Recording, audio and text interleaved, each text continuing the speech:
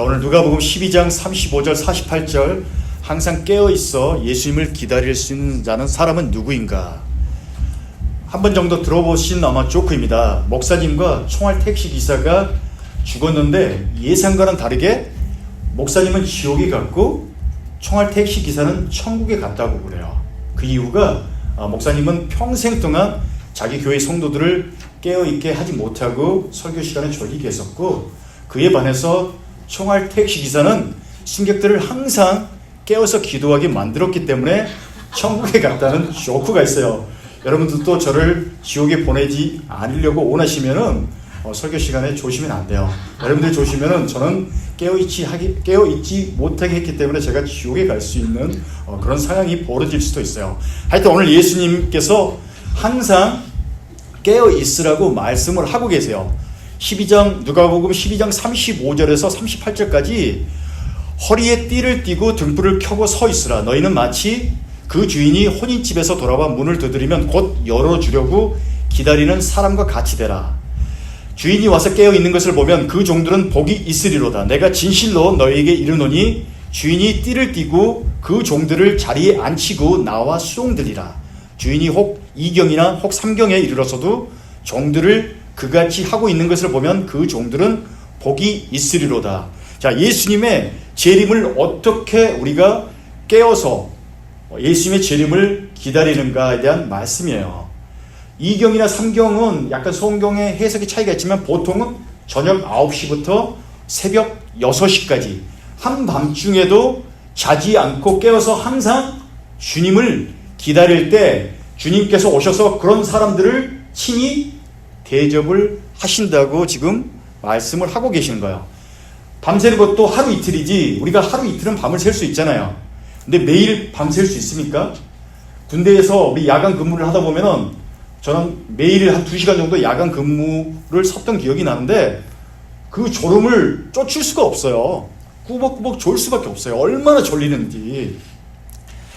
얼마 전에 북한에서 고위 관료가 있죠. 높은 사람이 김정은 위원장이 연설을 하는데 꾸벅꾸벅 졸아가지고 기관총으로 총살을 당한 사건이 있죠. 한 2년 전에.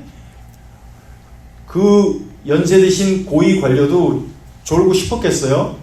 연세가 들면은 졸 수밖에 없어요. 졸지 않으려고 노력했지만은 졸음을 참지 못하고 졸아서 총살을 당했단 말이에요.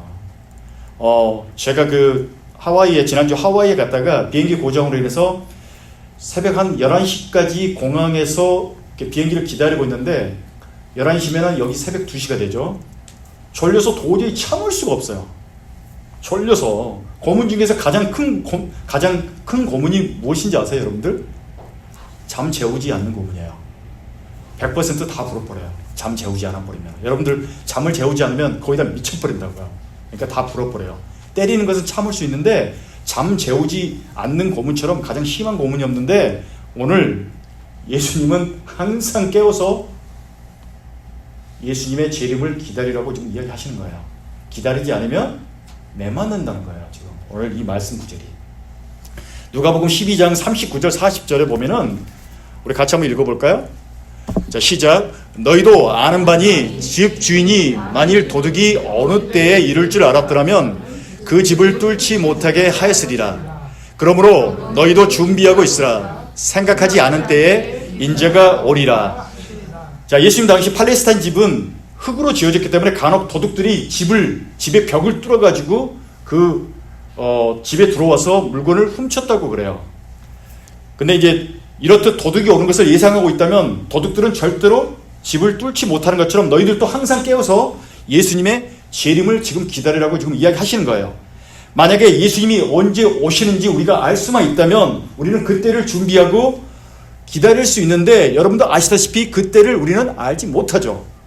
성경은 직접 간접적으로 한 1500번 정도 예수님의 재림에 대해서 이야기하지만 애석하게도 예수님의 재림의 때를 알 수는 없어요. 만약에 우리가 정말 열심히 40일 금식 기도를 하고 있을 때 예수님께서 짜잔 하고 나타나시면 얼마나 좋겠어요. 칭찬받을 수 있겠잖아요. 만약에 우리가 새벽 예배라든가 오늘처럼 이렇게 주일 예배를 드릴 때 예수님께서 짜잔 하고 오시면은 얼마나 우리 보고 너무너무 이 착한 종들아 얼마나 예뻐하시겠어요. 근데 만약에 저희 가족처럼 지난주에 하와이에 휴가를 갔는데 비치에서 비치에서 이렇게 즐기고 있는데 갑자기 주님이 오셨다면 어떻게 해야 됩니까? 약간 겸연쩍잖아요. 그래도 목사인데 예수님이 오셨는데 예배를 드리지 않고 깨어있지 않은 상태에서 예수님이 오셨다면 얼마나 제가 겸연쩍겠어요. 저와 저희 가족은 복을 받을 수 없습니까? 아니면 예수님에게 심하게 매를 맞아야 합니까? 분명히 예수님께서는 성경을 통해서 수고하고 무거운 짐을 진 자들아 다 내게로 오라. 내가 너희의 몽에를 메어주리라 했는데 오늘 말씀 구절을 보면은 수고하고 무거운 짐을 메어주는 것이 아니라 우리에게 무거운 짐을 계속 지는 것 같아요. 자, 우리 약간 긴 구절인데 시간 관계상 이 긴 구절을 다 여러분들과 해석할 수 없지만 우리 42절에서 48절까지 같이 다시 한번 읽어볼게요. 자, 시작. 주께서 이르시되 지혜 있고 진실한 청지기가 되어 주인에게 그 집 종들을 맡아 때를 따라 양식을 나누어 줄 자가 누구냐? 주인이 이를 때 그 종이 그렇게 하는 것을 보면 그 종은 복이 있으리로다. 내가 참으로 너희에게 이르노니 주인이 그 모든 소유를 그에게 맡기리라. 자, 그리고 45절 48절인데 자, 시작. 만일 그 종이 마음에 생각하기를 주인이 더디 어리라 하여 남녀 종들을 때리고 먹고 마시고 취하게 되면 생각하지 않는 날 알지 못하는 시각에 그 종의 주인이 이르러 엄히 때리고 신실하지 아니한 자의 벌을 처하니니 주인의 뜻을 알고도 준비하지 아니하고 그 뜻대로 행하지 아니한 종은 많이 맞을 것이요 알지 못하고 맞을 일을 행한 종은 적게 맞으리라. 무릇 많이 받는 자에게는 많이 요구할 것이요 많이 맡은 자에게는 많이 달라 할 것이니라.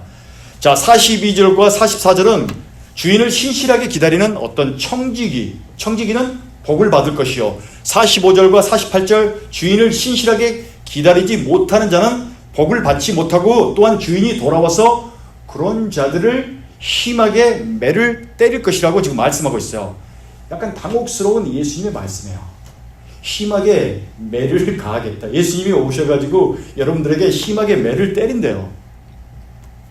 이런 처벌을 받지 않기 위해서 그렇다면 우리는 어떻게 살아야 돼요? 매 맞지 않게 해서 우리는 어떻게 살아야 됩니까? 이 구절을 가지고 딱 두 가지의 부류로 나눠져요. 첫 번째 부류는 오늘 48절에 보면은 48절에 보면은 하나님의 말씀을 알지 않는 것이 더 좋은 방법이 아닌가 생각할 수 있어요. 왜냐하면 교회는 다니기는 하지만 성경에 관심이 없고 알려고도 하지 않고 그냥 모양은 교회에 다니는데 그냥 막 사는 사람처럼 사는 것이 더 좋아요. 왜냐하면 적게 알지 못하고 맞을 일을 행한 적은 적게 맞으리라. 그러니까 나중에 재림하셔서 매를 덜 맞게 될 것이라는 생각 때문에 첫 번째 부류는 그냥 막 사는 사람들을 이야기할 수가 있어요. 근데 다른 부류의 사람들은 매를 맞지 않기 위해서 그렇게 막 살지 못해요. 신실한 청지기처럼 되기 위해서 열심히 교회 생활을 하는 사람들, 그러니까 자기들의 어떤 열심과 노력과 헌신과 헌금을 이렇게 교회에 드려요. 그리고 때로는 열심히 공부해서 출세하고 유명한 사람이 돼가지고 그로 인해서 많은 돈을 벌어서 수백억 원의 돈을 교회에 바치거나 또는 가난한 사람들을 위해서 기부를 하기도 합니다. 이런 식으로 우리는 항상 어때요? 우리의 어떤 열심과 착한 선행으로 하나님에게 칭찬을 받고 하나님을 기쁘게 하려고 노력하는 게 바로 우리 인간의 본능이에요. 그리고 나서 하나님 저 참 잘했죠. 저 참 이쁘죠. 저는 신실한 청지기의 삶을 살고 있죠라고 이야기를 하나님에게 한다는 거예요. 하지만 애석하게도 이것은 바리새인과 같은 종교인들이 하는 신앙생활이에요. 이런 생활들을. 오늘 말씀을 문자 그대로 해석하시면 이와 같은 현상이 일어나요. 오늘 말씀은 비유예요. 비유. 그러니까 42절과 44절은 제자들과 같이 믿는 자를 의미하고 오늘 45절과 48절은 믿지 않는 자를 의미해요. 여러분들 누가복음 8장에 씨 뿌리는 자의 비유 있죠. 씨 뿌리는 자의 비유. 길가에 뿌려진 씨, 돌밭에 뿌려진 씨, 그리고 가시덤불에 뿌려진 씨, 좋은 밭에 뿌려진 씨. 그런데 옥토에 뿌려진 씨를 제외하고 길가나 가시덤불이나 또는 돌밭에 뿌려진 모든 씨들은 구원을 받지 않는 믿음이 없는 자들을 의미해요. 그러니까 오늘 말씀도 예수님 당시 믿지 않는 자는 서기관이나 바리새인이나 또는 율법학자들 또는 거짓 선생이나 방탕한 삶을 살면서 교회를 핍박하는 믿지 않는 사람들에 대한 경고의 말씀을 45절에서 48절까지 8절을 통해서 예수님께서 말씀하고 있어요. 믿는 자가 아니라 믿지 않는 자를 예수님께서 그들에게 경고를 지금 하고 있는 말씀이에요. 그런데 어떤 목사님들은 이 42절과 44절은 교회에서 열심히 사역을 하는 직분자라고 이야기를 해요. 가령 순장이나 구역장이나 성가대원이나 권사나 장로나 목사나 선교사님들이 42절과 44절 신실한 청지기라고 이야기를 하고 45절과 48절은 교회를 다니나 전혀 사역에 관심이 없고 동참하지도 않고 또한 헌금이나 11조를 내지 않는 사람들이 이 45절에서 48절에 속한다고 이야기를 해요. 그래서 이런 사람들은 예수님이 재림하실 때 어떤 목사님은 구원은 받으나 예수님이 재림하실 때 심하게 매를 맞을 것이다. 어떤 목사님은 구원도 받지 못하고 심하게 예수님에게 매를 맞을 것이라고 이야기하시는 목사님들이 계시는데 하지만 너무나 잘못된 해석이에요. 이런 가르침으로 인해서 현대 교회에서도 바리새인들과 같은 수많은 종교인들을 만들고 있어요. 그러니까 매맞지 않고 직분자로 구원을 받기 위해서 어때요? 우리 교회는 그런 분이 많이 없지만 열심히 종교인의 어떤 신앙생활을 하고 있다는 거예요. 여러분들 누가복음 7장 우리 한 몇 달 전에 그 향유 옥합을 깨뜨려 가지고 예수님의 그 머리와 발에 기름 전부를 부어버린 여인의 이야기를 나누었죠. 마태복음 26장에도 나오는 말씀인데 300데나리온은 일반 사람이 1년 이상을 정말 열심히 일해서 벌어야지 300데나리온을 벌 수가 있는데 그 값에 해당하는 향유 옥합을 그냥 단번에 예수님의 머리와 발에 뿌려버렸단 말이에요. 그 아까운 기름을 한순간에 예수님에게 부어버린 참으로 이해할 수 없는 여인이 바로 그 향유 옥합을 뿌려버렸던 여인인데 솔직히 여러분이나 저나 어차피 예수님은 십자가에 죽게 돼요.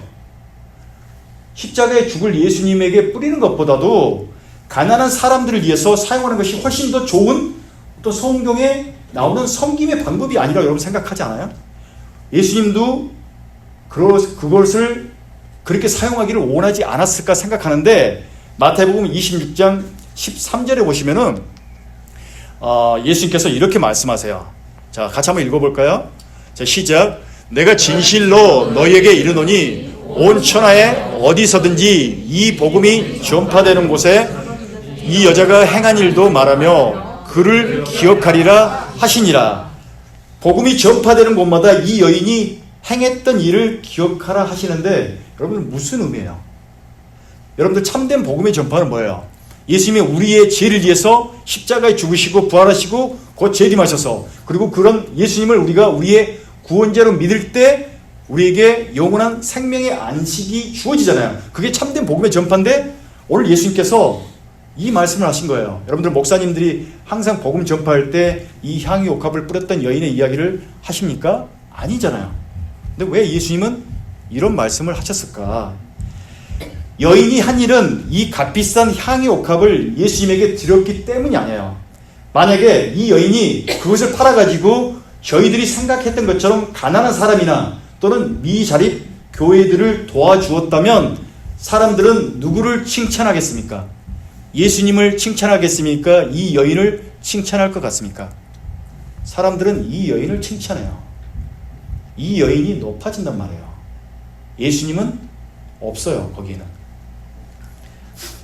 세상 사람들은 당연히 이 여인의 행동을 칭찬하게 되죠. 제자들이 화가 난 것도 이것을 팔아서 가난한 사람에게 나누어졌더라면 자기들이 칭찬을 받을 수 있다고 생각했기 때문에 이 여인에게 화를 낸 거예요, 제자들도. 그러나 이런 행위에서는 절대로 예수님의 높임을 찾아볼 수가 없어요. 그런데 여인의 행동은 전혀 자기를 높이지 않아요. 어떻게 보면 여인 자신은 자기 자신을 스스로 철저히 망가뜨려 버렸어요. 세상 사람들이 아이고 저 멍청이 같은 인간 손가락질을 할 수 있다는 거예요. 여러분도 그렇게 생각하잖아요. 왜 저렇게 바보 같은 행동을 했을까라고 생각을 할 수 있다는 거예요. 하지만 여인은 자기 자신을 철저히 망가뜨림을 통해서 누가 높임을 받았어요? 예수님이 높임을 받았어요. 이런 일을 기억하라고 예수님께서 말씀하신 거예요. 그러니까 세상 사람들에게 칭찬을 포기한 채 철저히 이 향유를 뿌리는 여인은 자기 자신이 죽고 오직 예수님만이 높여지는 행동을 했다는 거예요. 우리 이범희 장로님께서 소위 그 세상에서 젊었을 때 그거 잘 나가셨잖아요. 56년도에 이렇게 이민 오셔서 나이 50 정도 되셨을 때 그래도 세계적으로 큰 투자 회사에서 뭐 그래도 부사장까지 승진을 했던 분이에요. 얼마나 돈도 많이 벌었겠어요. 근데 가장 잘 나갈 때 갑자기 허리가 너무너무 아파가지고 6개월 동안 정말 움직이지 못하는 그런 상황에 처했을 때 젊은 나이지만 회사를 은퇴를 할 수밖에 없었어요. 그런데 그때 그 힘든 시기에 예수님을 인격적으로 만나셨다고 그래요. 그러니까 장로님께서 그 시기가 아니었다면 자기는 절대로 예수님을 만날 수 없었을 것이라고 하는 거예요. 그러니까 철저히 장로님의 그 시련을 통해서 누가 높임을 받았어요? 장로님이요? 아니죠. 장로님은 손해본 거잖아요. 근데 그 손해를 통해서, 그 시련을 통해서 장로님의 고백이 있죠. 예수님은 나의 구원자이십니다. 예수님은 나의 은혜이십니다. 예수님이 높임을 받으신 거란 말이에요. 이게 향유 옥합을 뿌렸던 여인의 행동하고 똑같은 거예요. 이게 바로 은혜 받은 사람들의 고백인 거예요. 그런데 만약에 우리 장로님이 그 이후에도 계속 승승장구해서 10년 이상 동안 회사에 있으면서 많은 돈을 벌고 더 높은 자리까지 승진을 했다고 한번 가정을 해봐요. 사람들은 장로님의 정말 출세를 하나님의 은혜라고 칭찬을 할 수도 있겠죠. 그리고 장로님께서 많은 돈을 벌어서 교회나 또는 불쌍한 이웃을 위해서 기부를 했다고 한번 가정을 해봐요. 여기서 높임을 받은 사람은 누굽니까? 예수님입니까? 아니면 우리 장로님입니까? 높임은 장로님이 높임을 받아요. 여기서 예수님은 없어요. 장로님이 높임을 받을 수 있다는 거예요. 하지만 성경은 절대로 질투의 하나님이기도 하지만 하나님은 하나님을 높이는 대신에 자기들의 피조물인 사람들이 높임을 받는 것을 절대로 허락하지 않아요. 여러분들 성경을 보시면. 왜냐하면 거기에는 예수님이 없기 때문에 이것은 바리새인들과 같은 사람들이에요. 현재 교회에 다니는 수많은 종교인들이 여기에 속해요. 자기를 높이는 거예요. 자기를 높이는 거. 이들의 행위와 공로에는 솔직히 예수님이 없어요. 오직 하나님에게 칭찬받고 그를 통해서 자기가 높아지는 것. 소위 부흥하는 교회 목사님들이 하나님의 은혜라고 이야기를 하지만 한편으로 그들의 중심에는 자기의 어떤 자랑과 자기의 높임만이 있을 수 있다는 거예요. 어떻게 보면 예수님의 영광이 그 자리에는 없을 수도 있다는 것을 우리는 아셔야 된다는 거예요. 자, 왜 예수님께서 그 향유를 부어버린 여인의 이야기가 복음이 전하는 곳마다 그 여인의 행동을 기억하라는 한 이유가 바로 여기 있어요. 이런 여인이 항상 깨어있어 예수님을 기다릴 수 있는 사람이에요. 자기의 영광을 얻고 오직 예수님의 영광을 위해서 사는 사람들이 바로 깨어있는 사람들. 이런 사람들이 언제 오실 줄 모르는 주인을 항상 깨어서 기다릴 수 있는 사람들이에요. 즉 거듭난 사람들을 지금 이야기한단 말이에요. 어제 제가 카톡에 보내서 여러분도 아시겠지만 제가 수요일 저녁에 이 얼바인에 도착을 했어야 되는데 델타 항공 그 비행기가 엔진이 고장이 나가지고 이틀 후에 다른 항공사 비행기 표를 비싸게 끊어가지고 금요일 저녁에 제가 도착을 했었어요. 원래는 수요일 저녁 8시가 제가 수요일 저녁 9시가 보딩 타임이었는데 기다리고 있는데 항공사에서 1시간 한 45분 정도 비행기가 연착이 된대요. 그래서 근데 조금 있다가 오늘 비행기가 뜰 수가 없대요. 수요일 저녁에. 그래서 항공사에서 마련해준 호텔로 가가지고 거기서 호텔에서 하룻밤을 묵게 됐죠. 그런데 다음날 목요일날 오후 4시에 이제 비행기 탑승 시간을 알려줬는데 그런 줄 알고 생각했죠. 뭐 체크아웃하고 목요일날 체크아웃하고 그리고 뭐 커피 한잔 마시고 공항에 가서 4시 비행기를 타고 목요일에 오면 되겠다 했는데 다시 탑승 시간이 변경이 돼요. 9시 거의 한 11시 30분으로. 근데 또 얼마 있다가 다시 새벽 1시 20분으로 또 탑승 시간이 변경되는 거예요. 그래서 다시 공항에 가서 기다리고 있는데 웬걸 오늘도 비행기가 뜰 수 없대요. 그래서 다시 항공사가 마련해준 호텔에 가서 하룻밤을 잤단 말이에요. 그 소식을 듣고 한 200여 명의 승객들 중에서 정말 우는 사람들을 많이 봤어요. 하루도 아니고 이틀 동안 비행기가 뜨지 못하니까 우는 거예요. 거기는 조그만 섬이어서 많은 비행기들이 없어요. 그리고 휴가철이다 보니까 거의 꽉 차 있단 말이에요. 그러니까 엑스트라 어떤 베이컨, 어베일러블한 어떤 좌석들이 없기 때문에 그래서 목요일 저녁 호텔에서 마련해준 상공사에서 마련해준 호텔에 목요일 저녁을 지내는데 저를 더 가장 충격적이게 만든 사건이 뭐냐면은 수요일날 분명히 같이 있었던 비즈니스 클래스에 있었던 사람들은 목요일 저녁에 다 사라져버렸어요. 그러니까 오직 목요일 저녁에 호텔에 있었던 사람들은 이코노미 클래스 사람들만 남겨졌다는 거예요. 문득 저희 머릿속에 오늘 말씀을 묵상하시면서 예수님의 재림 사건과 버리워진 사람들이 오글룹이 됐었어요. 그래서 흔히 사람들은 하와이를 파라다이스라고 하잖아요. 파라다이스라고 이야기하는데 그런데 파라다이스라고 알려진 이 하와이 섬은 이코노미 클래스 표를 샀던 사람들에게 더 이상 파라다이스 섬이 아니에요. 퍼스트 클래스 표를 샀던 사람들은 목요일 8시에 델타 항공사에 의해서 빈 자리를 이용해서 그들은 LA로 이미 가버렸고 그리고 이코노미 좌석을 샀던 사람들은 계속 호텔에 남아 있어야 되는 거예요. 더 이상 하와이는 그들에게 파라다이스가 아니에요. 목적지로 돌아가야 하는데 돌아갈 수 없을 때 그 섬은 더 이상 파라다이스가 아니라 저주의 솜이 되어가고 있었어요.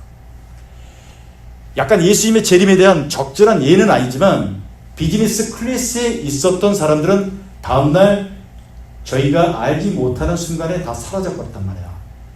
예수님이 그들을 데리고 천국으로 가버렸다는 의미가 될 수 있어요. 수백 명의 남아있는 사람들은 세상이 좁고 세상이 갈망하는 그 파라다이스 섬 하와이에 사람들을 남겨두고 예수님이 선택한 그들의 백성들만 데리고 가버렸다는 거예요. 이게 바로 예수님이 재림하실 때 일어나는 사건들이에요. 그래서 우리는 결국은 언젠가는 죽음을 맞이하게 돼요. 그런데 그곳이 천국이 아니라면 세상을 아무리 즐겨도 항공사에서 마련해준 아무리 좋은 호텔에 머무른다고 하더라도 항공사에서 공짜로 준 비싼 음식을 먹을 수 있다고 하더라도 결국은 이를 갈며 슬피 울 수밖에 없어요. 금요일 아침에 남겨진 사람들이 모여서 아침을 먹는데 아침도 공짜예요. 25불 정도 되는 뷔페 식사했단 말이에요. 비싼 식사니까 공짜니까 다 나와서 먹잖아요. 사람들의 얼굴 속에서는 웃음이 없어요. 그냥 실없는 웃음. 버려졌다는 생각에 값비싼 아침이지만 전혀 맛이 없는 음식을 먹을 수밖에 없었다는 거. 제가 한 4박 5일 동안 머물렀던 호텔은 한 40불, 50불 밖에 안 돼요. 하와이에서 그 정도 가격이면 여러분 생각해 보세요.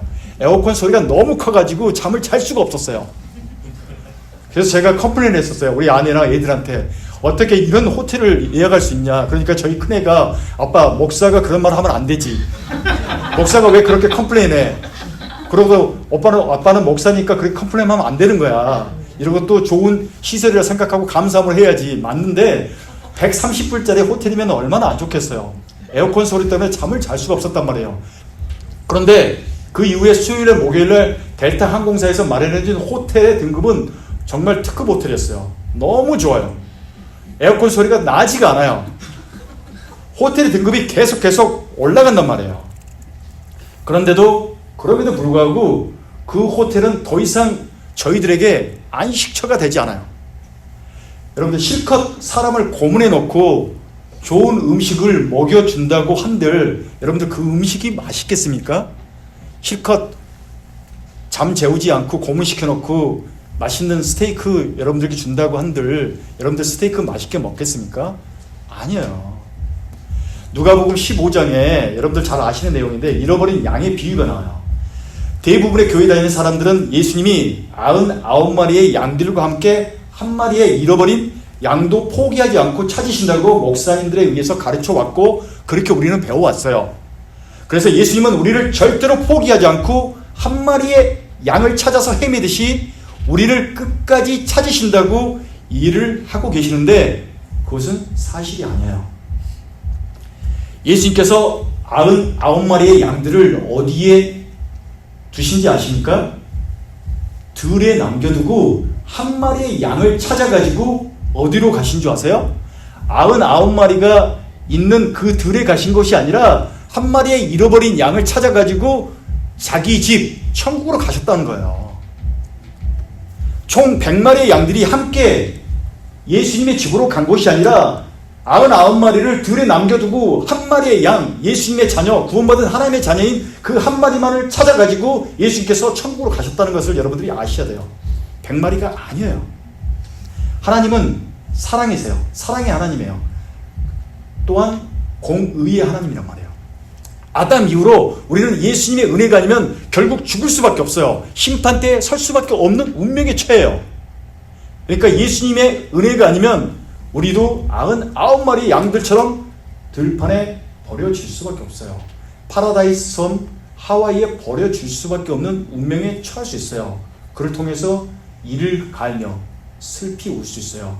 이를 간다는 것은 원어적인 표현으로 먹을 것이 없는데 여러분들이 계속 이를 가는 거예요.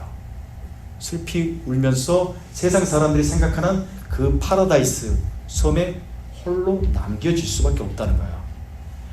오직 거듭난 사람들만이 참된 목자가 어디에 있는지 알 수가 있으며 그 목자를 신실하게 기다릴 수가 있는 거예요. 혹은 저와 저희 가족이 주일을 빼먹고 이제 하와이에 놀러 갔기 때문에 어떤 사람들은 목사님 그래서 목사님 그렇게 고생한 거야 라고 할 수 있어요.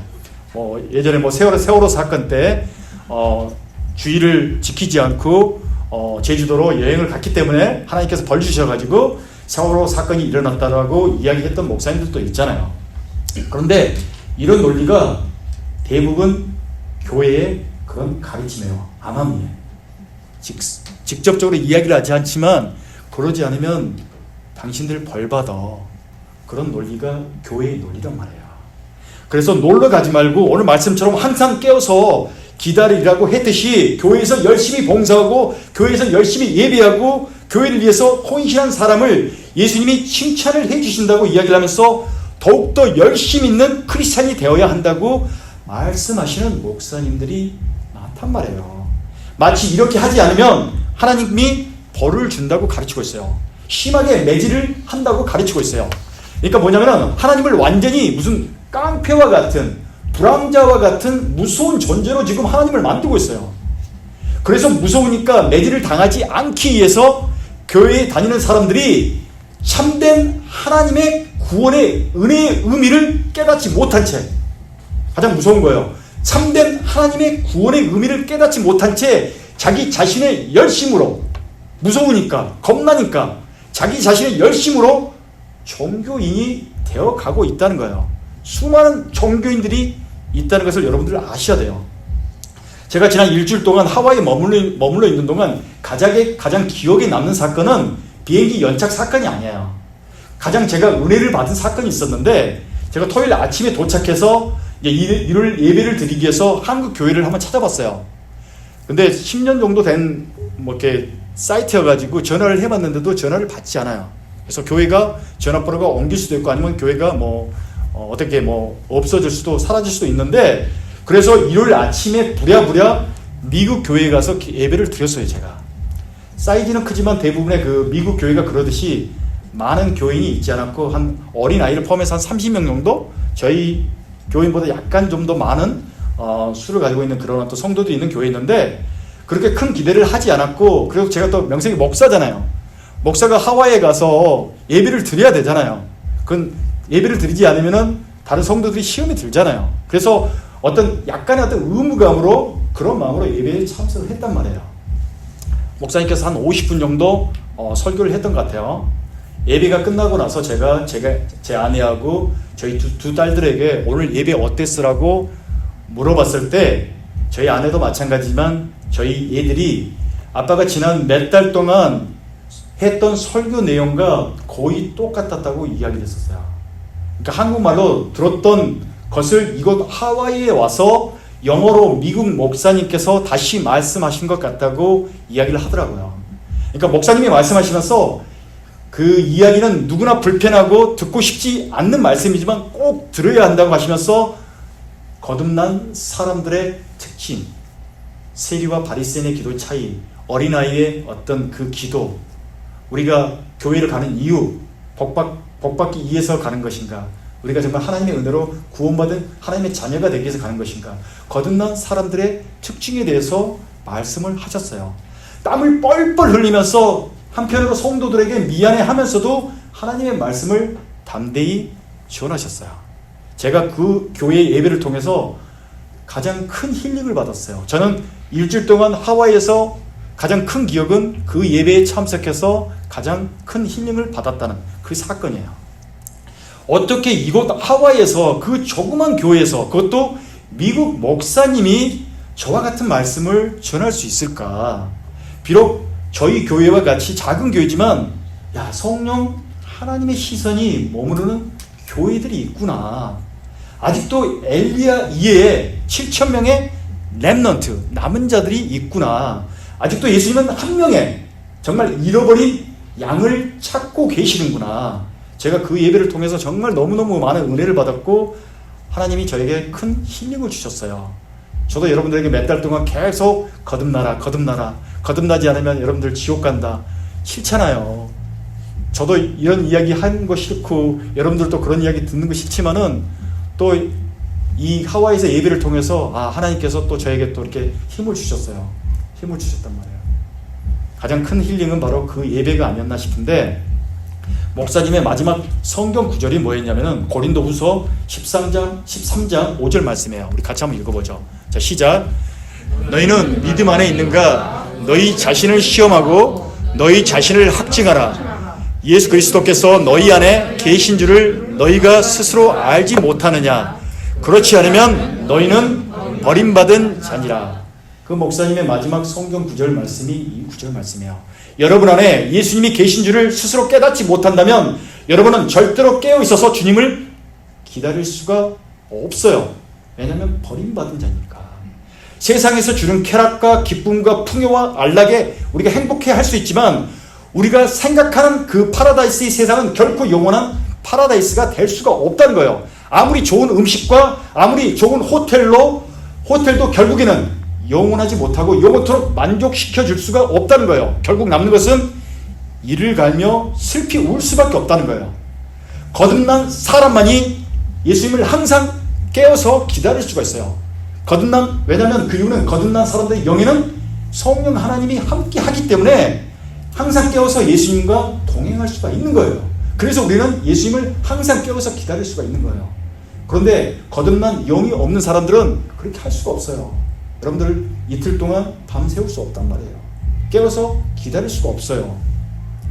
이런 사람만이 향유 옥합을 깨뜨린 여인처럼 자기의 영광을 위해서, 자기의 칭찬을 위해서 살지 않고 오직 예수님만을 높여드리는 삶을 살 수 있는 사람들이에요. 그래서 어떻게 보면 우리가 11조의 의미는 가장 중요한, 가장 소중한 것을 드리는 거예요. 11조의 의미가. 그러니까 우리가 생각하는 가장 소중한 것은 아마도 돈이 될 수 있겠죠. 돈. 만몬의 신 돈.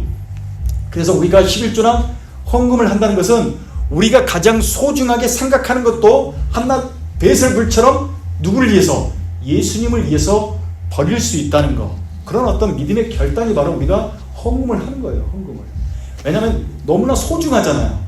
돈 벌기 쉽지 않잖아요. 그렇지만 우리가 예수님을 위해서 이 헌금, 이 만물의 신, 이 돈도 예수님을 이해한다면 향유 옥합을 드렸던 여인처럼 과감하게 배설물처럼 버릴 수 있는 사람들, 그 사람들이 바로 깨어있는 사람들, 거듭난 사람들이에요. 오늘 말씀을 잘못 해석하고 잘못 이해를 한다면 여러분은 신앙생활을 하면 할수록 예수님의 재림 때 매맞지 않고 주인에게 칭찬받기 위해서 자기의 열심과 노력과 헌신과 봉사를 하는 종교인이 될 수밖에 없어요. 결국 이런 믿음은 자기 자신이 칭찬과 높임을 받는 신앙이에요. 그러니까 이런 신앙들은 자기 자신이 칭찬을 받지 않으면 견디지 못해요. 결국에는 하나님을 원망한단 말이에요. 내가 이렇게 열심히 하나님을 위해서 봉사했는데, 교회를 위해서 봉사했는데 내가 왜 사람들한테 인정받지 못해? 내가 왜 칭찬받지 못해? 나 칭찬받을 수 있어. 내가 높여줘야 돼. 하나님을 원망하고 하나님에게 손가락질하는 종교인이 되어버린단 말이에요. 그런데 항상 깨어서 예수님을 기다릴 수 있는 사람들의 신앙은 내가 무엇을 잘해서 예수님에게 칭찬을 드리려고 뭔가를 하려는 것이 아니라, 또는 그런 행위를 통해서 내 자신이 높아지는 것이 아니라, 정말 나와 같은 이 버러지 같은 이 인간도 예수님의 은혜를 통해서 내가 구원을 받았구나, 그 은혜가 정말 너무너무 감사해서 주님에게 내가 가장 소중하게 여기는 향유 옥합까지도 드릴 수 있는 사람들, 그것을 통해서 내 자신이 어떻게 철저히 내 자신이 무너지고 오직 예수님만이 높임을 받을 수 있는 삶을 사는 사람들이 거듭난 사람들이고, 그런 사람만이 항상 깨어서 예수님의 재림을 기다릴 수 있는 거예요. 오늘 말씀이 초점이 그거예요. 내 자신이 높아지는 것이 아니라 내 열심. 정말 우리는 교회 다니면서 정말 교회 사역 열심히 해야 되죠. 헌신, 정말 봉사 열심히 해야 됩니다. 그런데 그 헌신과 그 봉사가 결국엔 내 칭찬, 내 영광을 위해서 하는 일이라면 전혀 예수님은 받지 않아요. 내가 칭찬받지 않을지라도, 내가 세상 사람들에게 철저히 바보 같은 소리를 들을지라도 예수님을 이해한다면 나의 소중한 것도 들을 수 있는 사람들, 그 사람들이 바로 항상 깨어서 예수님이 다시 오실 이 재림 때까지 기다릴 수 있는 사람들이에요. 우리 에버시톤 교회 모든 우리 성도님들은 그런 어떤 항상 깨워서 기다릴 수 있는 사람들이 됐으면 좋겠어요. 아멘입니까? 아멘. 아멘.